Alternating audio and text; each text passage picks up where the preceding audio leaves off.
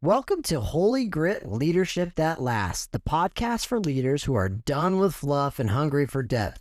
Hey, listen, if you're looking for more than just quick wins and shallow strategies in leadership, you're in the right place. We're talking bold, ethical, and effective leadership fueled by timeless truth from scriptures and built to withstand the pressure of the real world. Okay, now listen, whether you're leading a church, running a business, managing a team, or just trying to hold your life together on Monday morning, Holy Grit Leadership is here to help you lead with courage, clarity, and conviction. Let's dig in, let's lead well, let's build some leadership that lasts. Okay, it's time. Episode 3. I already got Matt shenanigans happening. This episode is leading when you're tired, frustrated, or just over it. How to lead with purpose when your tank is on empty. Hello, everybody. My name is Gene Russell, the superintendent leader. This is my co-host that's already causing lots of problems, Matt Waitley, pastor at a local church, former agronomist, and, stuck his hands up cows' butts and stuff like that. He's not as important. I'm not a vet, but I Yeah. have had to deliver babies before, I guess.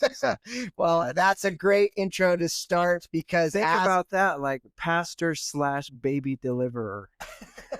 Well, I'm already tired and frustrated and over this conversation. So this podcast is going to be a home run for those of you that work with people like Matt. Yeah. And so that, but before we do, it's time for our favorite segment, which is the beer tasting. the beer review. The beer review. You said that so beautifully. So this is called Fairy Nectar. Fairy Nectar. And this is from Cross Strain Brewing Company in La Vista, Nebraska. So if you're ever going through La Vista, you can probably stop by a brewery and get that. If you know anybody that works there or know these guys, let them know we're reviewing their beer today. Cross Strain Brewing. Now, La Vista, I will give La Vista props. So if you're not watching the video, the can is a skull with a butterfly coming behind it, but with flowers on its eyes. Yeah. It's a nice touch. It's saying, hey, listen, this is going to be a little scary, but you're going to enjoy this. And so I'm not a huge IPA guy, but I'm kind of excited about this. It is an IPA. And if you're going to drink an IPA, let it be a hazy IPA, because that's what this is. Well, hazy means it's more hoppy, like there's more. Is that what that means? Yeah. I saw the word fairy nectar and I was instantly drawn in. I don't know what fairy nectar is, but I'm about ready to try it. Matt, you try it first. Yeah. And you let me know kind of your first initial reaction. Well, as you know, we are a man of many words, and is one of them. Yeah, well, a semi-pro beer taster, I would say that this beer is very hoppy. You can really taste the hops. And I like a good IPA once in a while. And this one, for IPA, I'm going to give it a 4. It's real out of 4 out of 5. I am pleasantly surprised with this. I know. So typically an IPA never registers over a 1 out of 5 in my book. But since we only rate and review great beers, all right, Cross Strain Brewing, you made me a believer in the only IPA I've ever liked. This is Fairy Nectar Hazy India Pale Ale from La Vista, and I'm going to give this is a high for me because IPAs are, I just can't stand, but I'm going to give it a 3.8 out of 5, which is a high score. That's a good score. That's amazing. And you can the nectar kind of pops in it. It's a little How bit does of nectar fruit. pop? Huh? How does nectar pop? Can you explain this? I think you're just saying words now. No. Nectar's popping. No, nectar, it pops in your mouth. Well said. Yeah, as now you are now more clear on how does nectar pop? Well, it just pops. Yeah. Oh, no, awesome. you can taste it, right? Can you not taste I can, actually. I'm giving you a hard time. taste the fairy more than the nectar. I taste the nectar. Well, that's more manly. Yeah, I do. I was really interested to see what the fairy brought into this conversation, and the fairy brought and delivered an amazing IPA. Yes, so thank you. Cross Strain, if you're listening, shout us out. We'll be happy to take any Cross Strain brews with us and give you a great review. And so there goes that segment. One of our favorite segments is beer review time. Yeah. And so, hey, Matt, I'm really excited about today's episode. Yeah. So the whole premise of leaders leading stoically, walking out into, the darkness and illuminating light, is all well and good. Mm-hmm. But what about when we are just frustrated, we're tired, and we're over it? I'm excited to talk about this as leadership, because I'm assuming we're going to get pretty vulnerable here, in terms of how you have been tired and frustrated in your leadership, how I have been as well, and how everyone else might be. And so we're going to get started just in your general sense. What does leading on empty really look like? And why does it feel so hard to admit that when we're there? I think this is one that is a very important episode, because if you're a leader, inevitably you're gonna get there. You're going to get empty and you're going to get tired. And the key is to fill up. And we're gonna talk a lot about what that means and how we need to fill up. But being empty and working on empty consistently is very dangerous. And it can hurt you, and it can hurt your organization. So that's why this is an important episode. We really care about you. We care about your organization. We've seen what this can do. So this is important today. Yes. And I will tell you right now, if you're a leader that has anxiety, if you're a leader that is feeling stuck, if you're a leader that is feeling like you're not making a difference, this episode, I believe, I truly do, is going to be revelating. Is revelating a word? No. Okay. Let me make a correction. It's going to be illuminating for you. Is that better? I'm sorry. Sometimes I make up words and I just think that they're real in my head. Revelatory? Revelatory.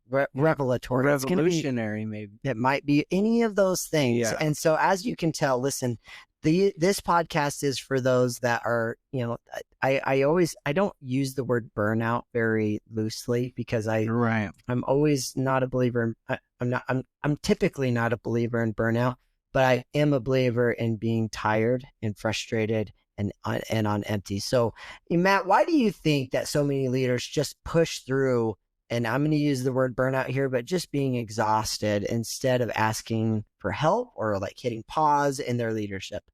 Why do they push through? I think in part it could be several things, but one could be pride. The other could be self-esteem, and obviously that's tied to pride. But we all have this propensity to want to just push through and gut it out sometimes. Sometimes it's necessary and we have to do that. But if that's the pattern of our leadership, it's not sustainable. I had a wise pastor tell me when I started early on that, Matt, you're not running a sprint, you're running a marathon. And so you need to go at a pace that is sustainable. And I like to drive hard. I'm a visionary. I like to start new things and new ministries and new churches. I like that sort of thing, but I can't sustain that 24/7. And so I think part of that is like leaders are naturally given those leadership gifts. But if we don't manage those well, just like any gift, it can become very damaging. Well, and what are some of the characteristic repercussions that come from being on empty? So when you are just completely run down, what is it like to work with Matt when you have nothing really left to give that day or that week? Because you have too many irons in the fire. Sometimes that's a reason. Sometimes something heavy is going on. Rancher analogy. Okay. Yeah. Go for it. Okay. Yeah. No, the too many irons in the fire thing. Yeah. Oh, that's a rancher. Okay. Yeah. I thought. Oh, yeah. No. There we go. Thank you. Yeah. No, I think when it's for all of us, right? You get short with people. You get angry. You're not very fun to be around. When I'm stressed out, it's not a good thing. I've really worked on that because the fruit of the Spirit doesn't care about your feelings.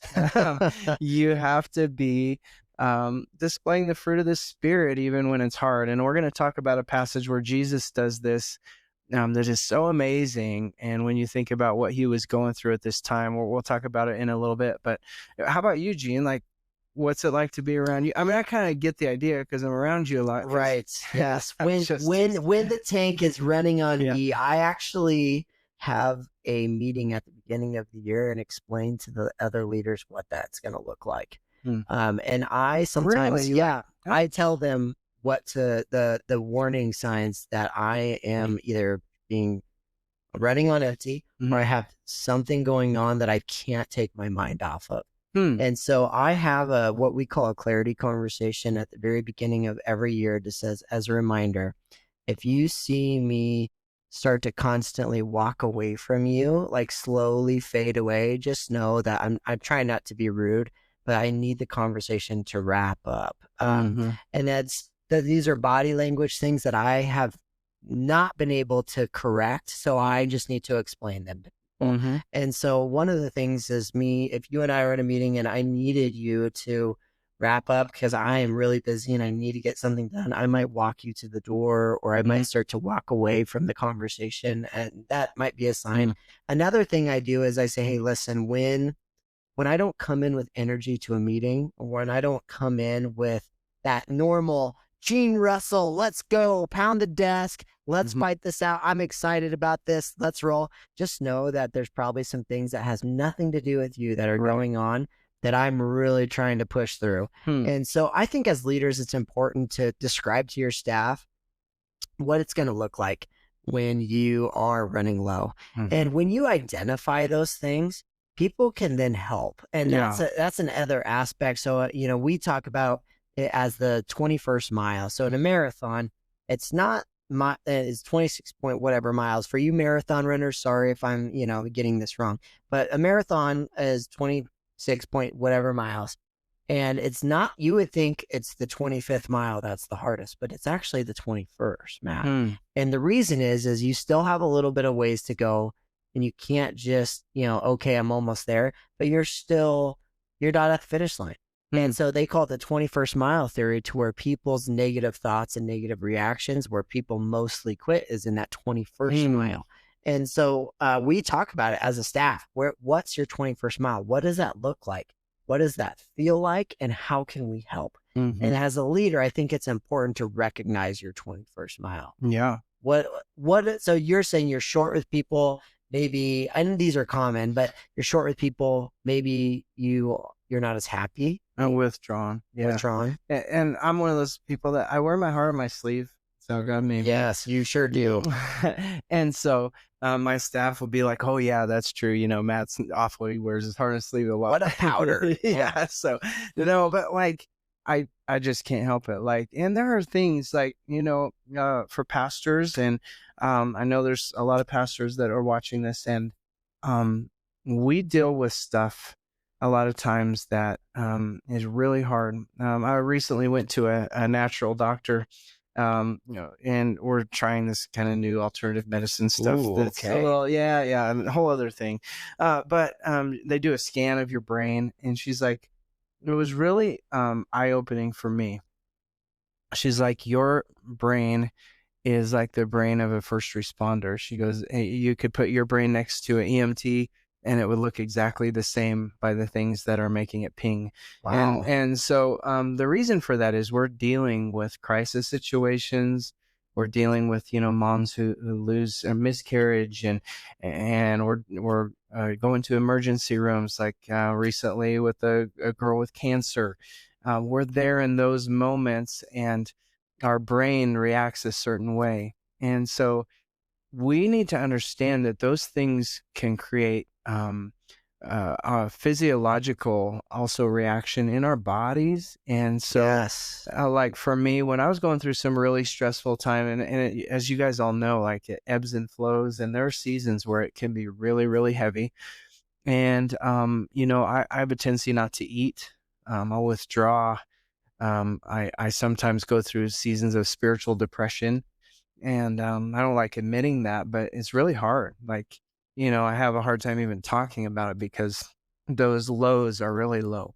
And, and then I think in your world, and you tell me about this, you also have the added pressure of continuing to show up when you have nothing left to give. Yeah. Right? Because you can't just say your crisis is not important to me right now. Yeah. You can't just say, I'll get to your crisis next week. Yeah. You have to continue to show up. So how do you do that? How do you keep showing up when you are, you're on empty and you emotionally are tapped, right? Because sometimes, and I don't know if you've been like this, sometimes people will come with you with a problem and they're expecting you to be emotionally invested, but you're just cold because you don't have anything left in the tank. Yeah. So how do you keep showing up for others when you have nothing else to give? Okay, well, I think our last podcast we are talking about leading like Jesus. Yes. And so, what a good one. like Episode 2, by the way. yeah, we try to lead like Jesus, and I look at Jesus's ministry, and when you see what happens in his ministry, one of the amazing things that happens is in Matthew chapter 14, and Jesus finds out that his best friend and his cousin has been beheaded. John the Baptist, right? John the Baptist, and this is at the end, and it's actually in verses 1-9, and John's disciples come to him and they tell him, John's been beheaded. And listen to what happens immediately after this. Verse 13, when Jesus heard what had happened, he withdrew by boat privately to a solitary place. Hearing this, the crowds followed him. But I want to stop right there. So he withdrew to a solitary place. And so that's where, there are times we have to withdraw, but it doesn't mean the crowds are going to stop. Look what happens. The crowds, hearing this, the crowds followed him on foot from the town. So there's a couple parts that I really want to highlight here. Number one, we have to be sensitive to what others are going through, and that includes our leaders. And so, I've tried to be very honest with the church about things. When I lost my dad 2 years ago, and the church was so compassionate and kind and gave me the time to spend with him in his last, moments, and they kind of let me be and let me grieve. Right. And that was amazing. I love my church family, but we have to train our people in that as well. And we have to do the same for them. These crowds had no compassion on Jesus. We're so selfish. We're like, I need my fix right now. I need to get what I need right now. And we don't think about what someone else is going through. Think about what Jesus was going through. And the crowds just followed him. They didn't care about what he was going through. And so, but listen to how Jesus responded. Okay. This is leadership when you don't feel like leading. Okay, this is right up the alley. What did Jesus do here? When Jesus landed, he saw this large crowd. So he looks over. He comes from his solitary place, and he's got enough fuel in the tank to begin to give more. He sees this large crowd, and he had compassion on them, and he healed their sick. So there are going to be times when we don't feel like doing what we need to do, but we do it because we have compassion on others. It's about getting our eyes off of us and onto others. And yes, Jesus was going through something really hard, but he got his eyes off of himself and his own pain, and he had compassion on others. That's Jesus is perfect in this. Yeah, he did it perfectly. Absolutely. And it's harder for us to do this as human beings, but it's something we need to do. We live in a culture right now that's all about therapy and me. And I get it. There's a place for therapy. Yes. But it's such a self-centered culture where it's, I got to get mine. How do you feel? How does this make you? All about you. No, yeah. It gets us so self-focused that we can't see past ourselves. And so I just want to encourage everyone watching, get your eyes up, and then you can see the needs of your brothers and sisters. You can see the needs of your team, and be kind and compassionate. And to be honest, one of the things I tell my own kids and my family is when we are stuck in that rut and it's all about, I feel this, I just can't get out of this. Mm-hmm. One thing we always talk about is let's go serve. Let's go do something that is not about us, but that helps others. Yeah. And I will tell you, I'm not a psychologist. I'm not a therapist. I have no idea, but I will tell you that simple act of just, I'm sad, I am depressed, I have anxiety. When you go and just do something for someone else, all that magically goes away. It does. Right? Just shockingly. And so sometimes, we need to be alone. We need to be with our thoughts. We need to, when someone passes away, you need a period of mourning. You do. It's so important. But then you can't stay there. And this is what happens to so many leaders. And I do this. I have this big problem when I am too many irons in the fire. Thank you, Rancher. Rancher You're reference. trying to be like me. I'm tired of it. Be yourself. When I am in full Yellowstone mode and I have all sorts of problems going on, and you would be more like a pig farmer. Yeah, shout out Governor Pillin, type of thing. So, so when I have these problems, Matt, I tend to stay in my office. And it does worse things for me. I stay in my office. I retreat, and I'm not doing anything other than just handling emails, and it's worse. But that what gets me out of my rut, typically in my own workplace as a superintendent, is I go visit classrooms. I go visit the principals. I go visit the kids. I'm stepping out, and then all of a sudden I'm recognizing how I can help and lead and assist and make changes to what we're trying to do. And that really helps. Is that, yes, there's an important time for me to shut my door and to be honest, to pray and to invite the Holy Spirit in. But then there's an important time to go out and serve. Yeah. And that's what I truly think that almost all therapy sessions should have is, yes, we need to recognize that you're in this spot, but then you need to go and serve. Do something. And so, yeah, absolutely. Do something. And so when you're tired or empty, that kind of leads into the next question. Like, what lies do we often believe as leaders about ourselves when we're tired? What do you think? What are some common things that you think people will think about when they're exhausted or on empty? Yeah, well, definitely there is the self-esteem aspect. And for I know a lot of my colleagues in the pastorate, like that one of the ways the enemy likes to attack us is inadequacy. We had like every pastor I've talked to, like we feel inadequate. And I think that is a healthy place at some level, and that we have to be humble and saying like, I don't have this, I can't do it without the help of the Lord. Right. But at the same time, when we get tired and we're just pushing so hard that we're on empty, that's a deeper level of kind of pride. Like, I can do this. I'm going to push through. And there is a time for us to say, okay, enough's enough. I need to make sure that I'm refueling the tank.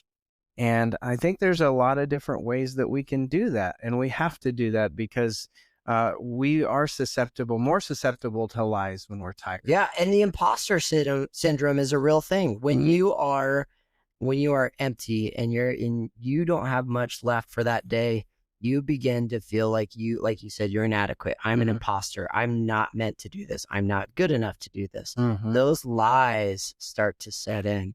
And that's something that I want all of us leaders to understand is being tired doesn't mean you're failing.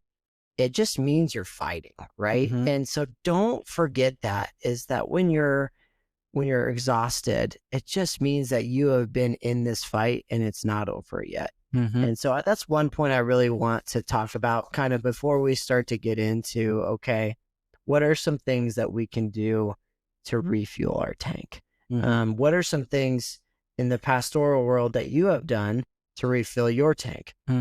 So I didn't learn this soon enough, but for me, it's like obviously a biblical principle is taking the Sabbath and actually taking a Sabbath. Now there's a couple of books, I recommend. Not just a principle, it's a commandment. Right? Yeah, it is. I don't mean to correct you or anything. Yeah, that's right. It's a really cool book that we did in one of our classes at church. It's called The Ruthless Elimination of Hurry. And it's a great book, and it really reminds us of the things that are important. And Sabbath is one of those. Rest is, God created, and then on the seventh day he rested. And if God had to rest, like how much more do we? So number one is fulfilling God's command to rest for me. And if I don't have my Sabbath, oh man, I know there's times like all of a sudden, there's an emergency, you have to deal with it. Well, then you take a different day. Yeah. So as the leader and the boss, a lot of times you can do that. Like you can switch those days. And I do that. I'll take a different day, once in a while. But it's making sure that you take that day. It's a principle that I kind of just like, okay, I don't care that the whole world is trying to get a hold of me on the Sabbath day. And my phone is on Do Not Disturb mostly. And I don't worry about it.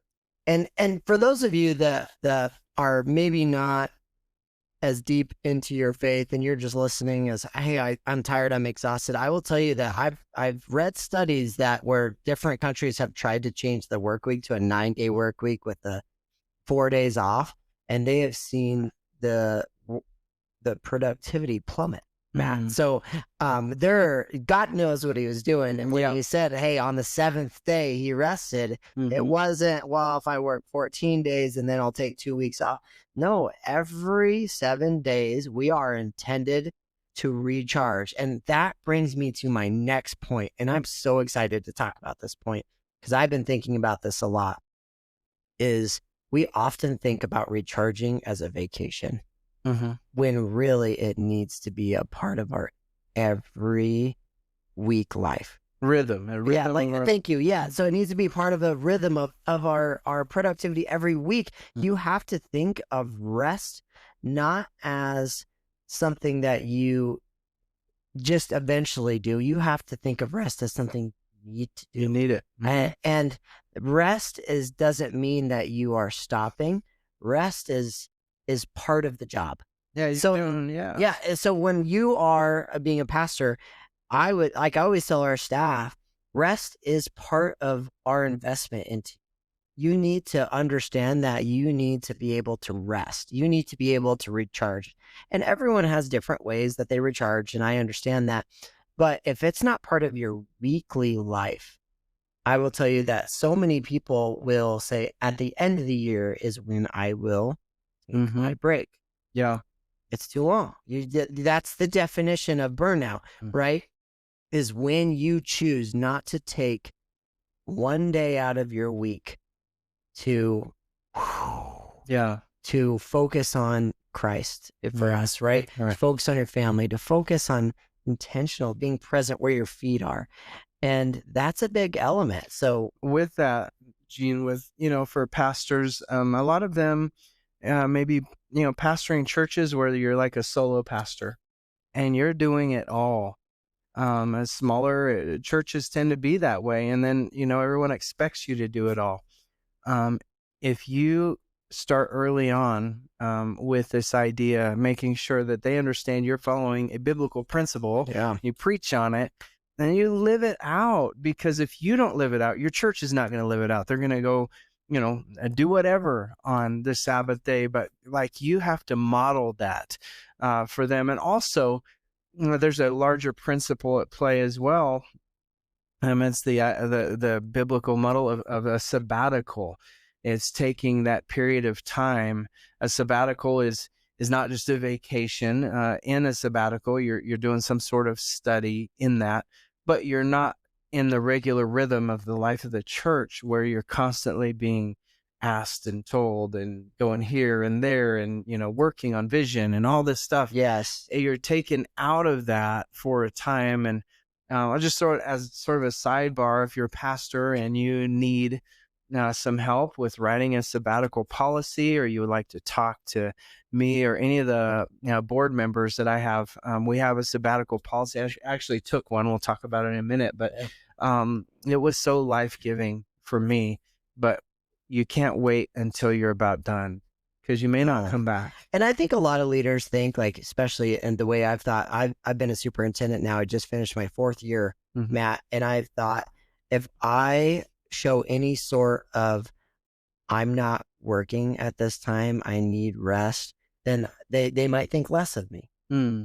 And after 4 years, what I've realized is I've adjusted my summer hours. I've said, hey, listen, I'm going to intentionally take some time, because during the school year, I'm working sometimes 60 to 70 to sometimes 80 hours a week, right? And it's a lot.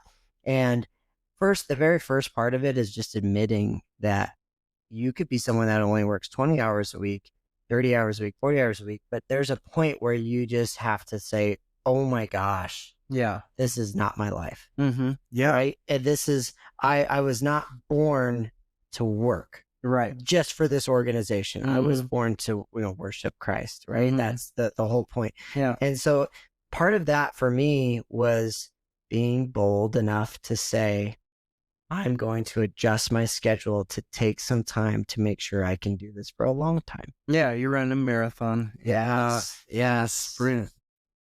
And that's a big element to all of us when we have to realize where our gas station is. Mm-hmm. Where do you go to refuel? Yeah. Jesus, he went alone to pray to the Father. As modern day reference, we might go to the lake. I might go on a walk with my wife. Yeah. We might go serve. We do Did you things. say surf? Serve. Oh. Yeah, surf the lake of Lake McConaughey, Nebraska. So no, we go, and you have to understand what you do to refuel, and that's an important element. So what do you like besides resting? Because I know that's not like there are other things, right? Like what do you do for fun? Yeah, so for me, actually sitting and doing nothing kills me. Like I get more freaked out. I get a lot more tension in my life. But what I really like to do is I like to take care of things that like mowing the lawn is enjoyable for me. I love to go on walks with my wife. I love to sit and do practice. Like my kids love sports, so I'll go and throw the ball with them. We'll work on getting better. We'll set goals. I love goal setting with my kids. That's not work for me. I love the discipleship of being a father, and that refuels me. And so areas to where I can go and interact more intentionally with my family. I can be present. Oh my gosh. That is something that just, it's a turbocharge for me. And, with my friends as well, where I can go and just talk to them, have a conversation. That's where I go to refuel. What about you? I like to work outside. Obviously, I like to, a rope and do all the cowboy stuff. But I also like to golf, and I like to beat you in golf. Would you like to share with the audience who won the last golf game? Matt and I went golfing. And what he leaves out every time is I gave him one stroke per hole. But this is not a golfing podcast. But just so you know, I'm the better golfer. Matt tries. Yeah. But no, I think you do have to have some hobbies, like some things that you can do. So here's where I say, okay, but pause for a minute. There's going to be seasons where you may not get the opportunity to do that kind of thing. Right. And I was just visiting with a good friend of mine, a ministry that we support in Israel. And the head of that ministry, he's like, we're in constant fear and turmoil. Right now, we've been hiding in bomb shelters. Like there is no rest. And those are the moments when you rely on your faith. Yes. Like when you don't have anything, you still have Jesus, and you rely on your faith. But for us here in Midwest Nebraska, thank God we're somewhat insulated at the time, right now anyway. And so we can get into these rhythms, and it helps us to be productive and healthy, because if we don't, like, we really will suffer burnout. And for me, I was on the verge. There were 2 times in my career where I thought, okay, I'm done. One of them was early on in my pastorate, when there was some turmoil as I took over this church, and I remember I was downstairs in this house. We were redoing the floor, and I just collapsed, and I can't do this. And I called I hadn't taken over yet. I was still the associate pastor. I was about to take over. It was so heavy. And he came over, and he really spoke life into me. And so that's one of the things that I want to make sure that you have as a leader, is someone that can pick you up when you can't move. This is huge. So, and that's a lot of times it's our spouse, but sometimes our spouse is, has a predisposition to just, blow smoke at you sometimes too. Like my wife is great. But I'll say, how does this look? And it doesn't matter what I wear. She's like, you look great. Wow. Just look at you strutting around. She's got some problems. Yeah. So, but you do need someone to see. Yeah. You have some. Yeah. So you're one of these people for me where, if you guys, sometimes I get to go and I get to have a cigar with you out on your deck, or, in doing something like this is something for me that I get to learn. Yeah. I get, you get a lot of wisdom over here. So I get morsels of wisdom, and I have to decipher and discern through that. But the idea is that someone that I love to choose people that is also in that same fight. Yeah. So you're in a different element of those things, but Same. when it comes to leading people and to leading well and being a big idea person, you're very similar to where you can put things into perspective that my brain can't handle right now. Yeah. And vice versa. When you have some things going on, I'm able to, give you better than morsels, probably nuggets of wisdom for you to decipher and pick through. And you do need people. And we are not meant, we weren't created to just do this all ourselves. And I know a lot of people have big shoulders, and I know a lot of people really try to just take over and say, I'm going to do this. I'm going to pull myself up by my bootstraps. It's going to be me. But you need others to help you along the way. Yeah. For you solo pastors out there, find somebody who's done this before that you can really rely on and trust. And so, like, that's a big thing. Trust. You have to be able to trust whoever that person is to not go, blab your stuff. Yes. That's really, really important. And this is a crucial issue because we're never meant to do this alone. And, we're talking about the race analogy. One of the things I love during cross country season is there's such a picture of the church that should be the picture of the church. These kids that are collapsing at the end of the race, and a kid sacrifices his medal just to help someone get across the finish line. Yeah, right. Absolutely. Like sacrifices his placing to pick someone else up and limp them across the finish line. And that's the picture that we need in the church. And not only that, but I love in leadership. I think. Yeah, absolutely. You have the guys who came across the line first. My son was a really good cross country runner. It was like third in state. But he and his buddies, they would get across the finish line, but they would be the first ones at the finish line. They clapping for the other guys, cheering them on to the last person comes across. That's amazing. And that's the picture that we need as leaders. Like, we need to model that, but then we also need to live that out. So then that kind of leads me to my next question is, okay, it's not just about us and our empty tanks, but when we're leaders, you see other people and their tanks are empty. And so one of the ways that as the superintendent, what I do is we try to help our staff identify at what points in the year do you typically run low? And that's a good trigger. What triggers you when you run low? Is it parent problems? Is it student discipline? Is it too many meetings? Is it whatever it is?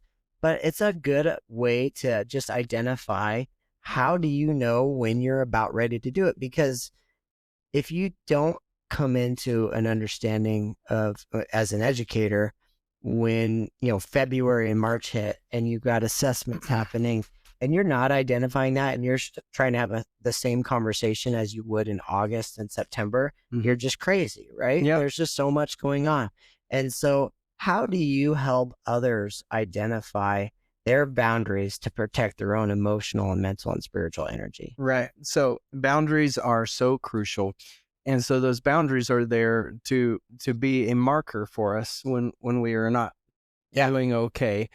And so for my staff, it's one of those things that we tell each other, like, if you're on the verge of a major breakdown or struggle, you shouldn't be there, first of all, because you need to let us know ahead of time.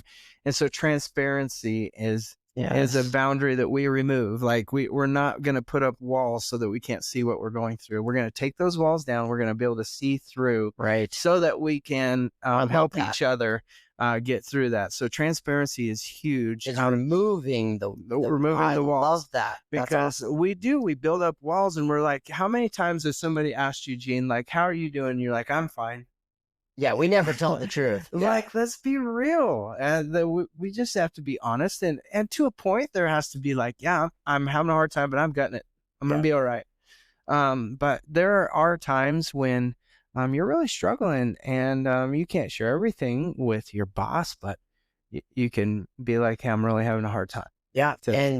And that's a really good point, is just being honest with where you're at in your season of difficulty.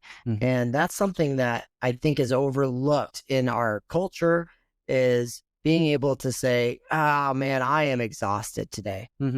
So I have in the past told our central office, hey guys, I'm exhausted. I'm going to shut my door. Call me if you need me. I'm not shutting my door because I'm not doing any work. I'm shutting my door because I can't be the leader I want to be right now. Yeah. And then so that's what. But the problem that I've had in the past is I've stayed there, too long. And so, the idea is if someone's listening that's just completely over at night right now, what do you want them to know? Like, I'm over it. I'm done. Because we've all been there. You just said before, like, I'm done. I can't do this. What do you want that person to know? The one that is listening that says, I'm just done. I'm exhausted. I can't handle another person problem. I can't handle another work problem. What do you tell that person as a pastor? Yeah. Number one, we serve the God who sees us. That's what, one of the names of God is El Lahai Rohi, which means the God who sees me. Rolls right off the tongue. And yes, and he sees us, and he sees our pain. He sees our hurt. I just want you to know that God sees you.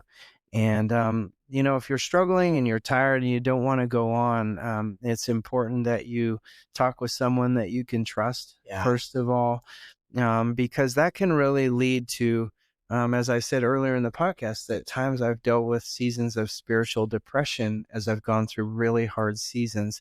And those are seasons that you do not walk alone. You must walk with someone who you can trust. And tell us what spiritual depression is. Okay. So for those that are really into their faith, what's your definition of that? Yeah, so spiritual depression would be you're in the spiritual battle, right? And you're weary and you're tired. You've helped a couple work through a marriage. You've helped a family lose a daughter, right? And those can be seasons of like just despair and sadness. Heaviness. Yeah, real heavy. And you carry that around. Like I wear my heart on my sleeve. And this morning, I was just having a hard time holding it together. I was going through something with a family. And it's okay to have those, but you also have to be willing to talk to someone. Because if you isolate, that's where Satan wants you. This is 1 Peter 5:8, be alert and sober mind, because the devil prowls around like a roaring lion looking for someone to devour. And what animal does the lion go after? He goes after the one who's isolating, the one who's limping, who can't move. That's where we as brothers and sisters also have to recognize that. And bosses, right? Come along. This is what I want to talk about. Yeah. How awesome is it when, I don't know if you've ever had a boss just check in with you and ask, "Are you okay?"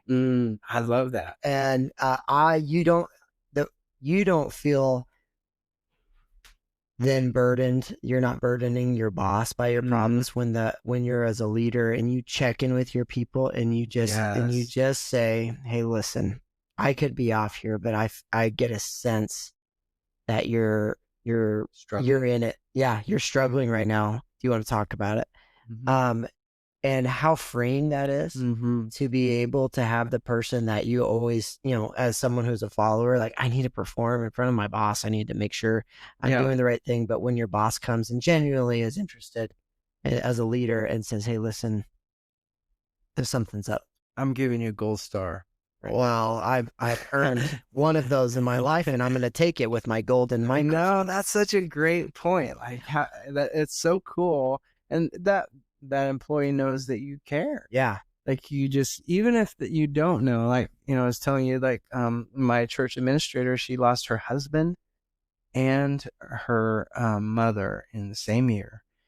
And so being aware of even like those birthdays, those anniversaries, it says, "Hey, I care about you. I love you." It does. And it just allows them to not have to perform all the time, and allows them to say, "Yeah, there's some things I'm dealing with right now. And maybe there is something you can do about it and help, but maybe that's just more, I'm glad that you know this now about me." Because there is, and I know this is biblical and you would probably point to a better scripture than I would, but there is freedom in speaking it out loud. Name it and tame it type of thing. There's just a lot of freedom in saying. You said name it to tame it, not name it to claim it. Yeah, name it to tame it. Yeah. Okay. So I think that's a big element.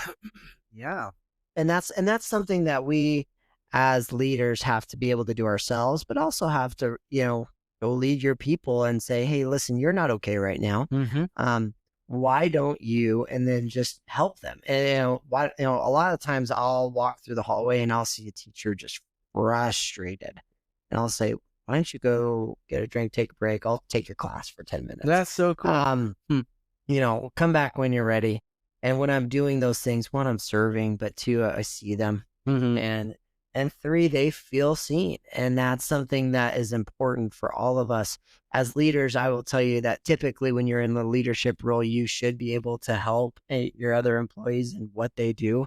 Mm-hmm. The leaders that have been put in place that never helped do the job of the people that they led are always the ones that don't last very long. Yeah. And they're the ones that refuse to help in that area. And that's something that I would encourage all leaders to do is when you see someone on the struggle bus, that you go and help them. You allow them to be refueled. And so that's what I would say. If you're completely over it right now, just understand we've all been there and that you're not failing.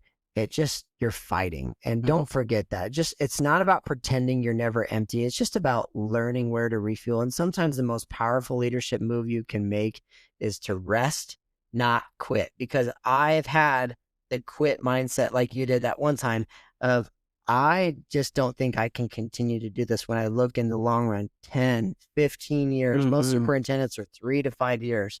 And I am 38 years old. Mm-hmm. And I need to make it till at least 56 years old. And there's a lot of times, Matt, where I am just thinking, how in the world can I do this for 20 more years? Yeah.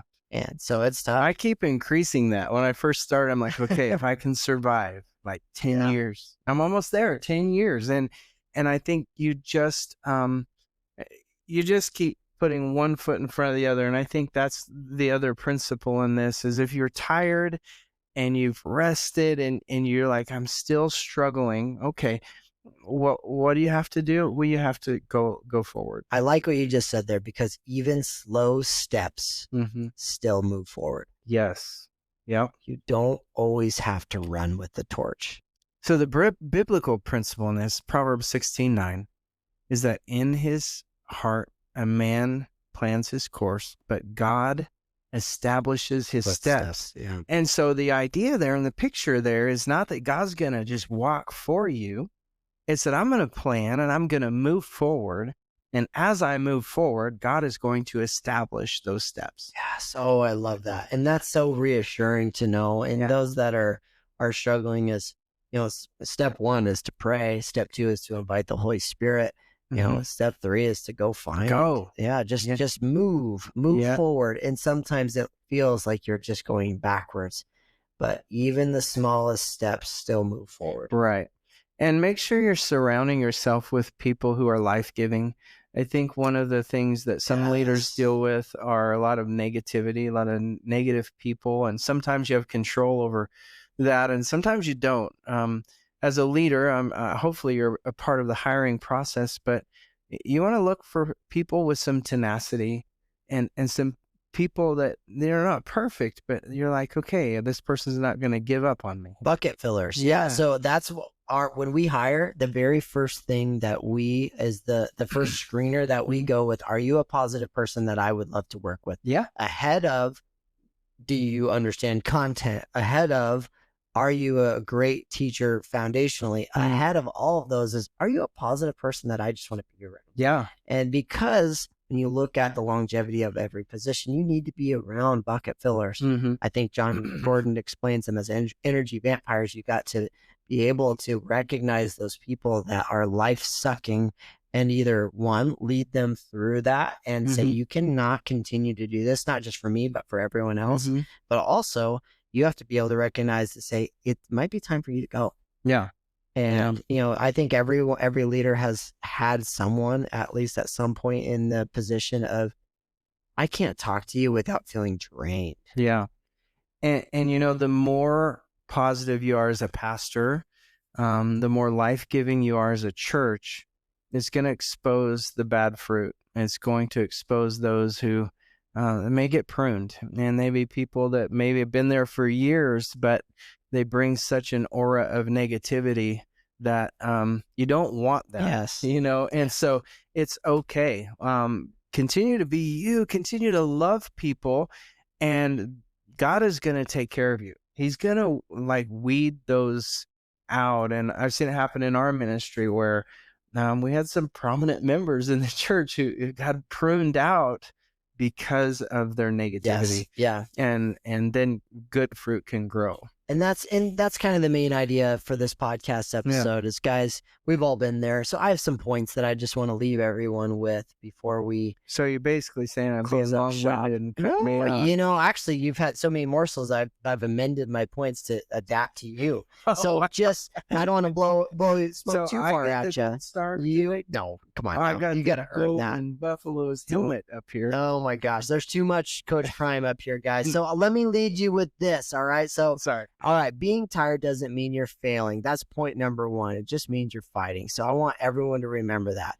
Point number two is leadership is not about pretending you're never empty. It's just knowing where to refuel. That's point number two. Point number three is just sometimes the most powerful leadership move, like the boss move that you can make, is to rest.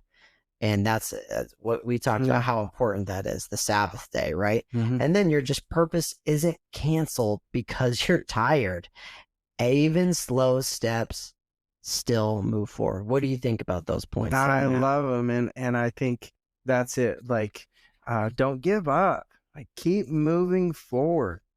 Just keep swimming, as the famous Finding Nemo quote I would hope say. that, for you guys, like we were those guys that came alongside you and we're picking you up and carrying you across the finish line.